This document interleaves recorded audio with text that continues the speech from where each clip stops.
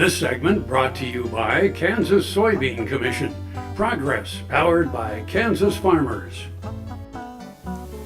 Thought I'd start out relaxed here this time since If you get any more relaxed, you're going to slide off on the floor. Well, I like these new chairs that we have here. These are better than those hard chairs that we... I think Heather's going to take them away from you, Frank. You're getting a little too comfortable over here. I think she's probably going to... That could be. Yeah, she's going to see this and take them away.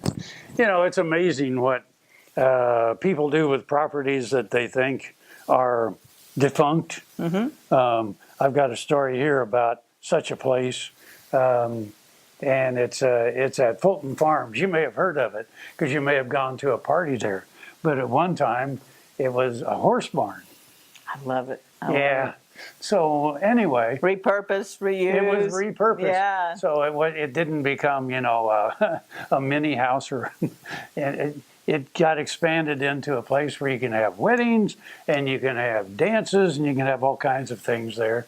It went from a dirt floor to, well, I'm not going to get ahead of the story.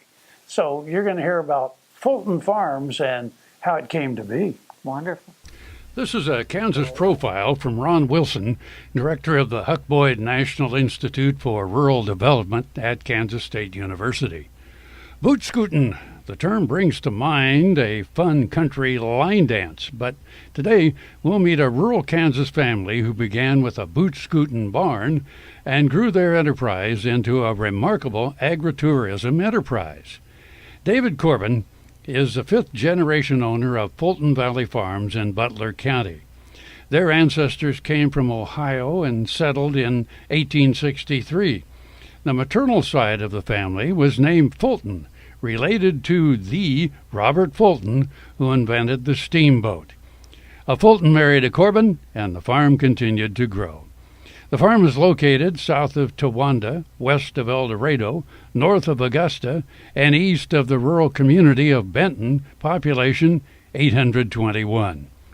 David and Betty had two sons who were active in farming and 4-H.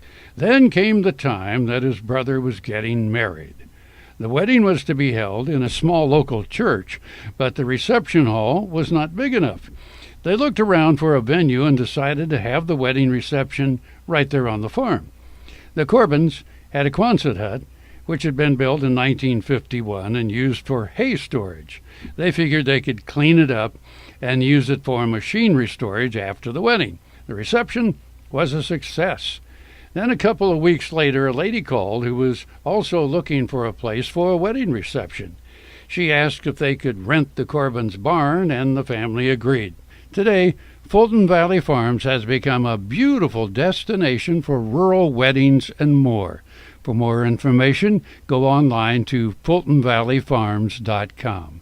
The Boot Scootin' Barn became a popular place for lots of wedding fun, but that was only the beginning.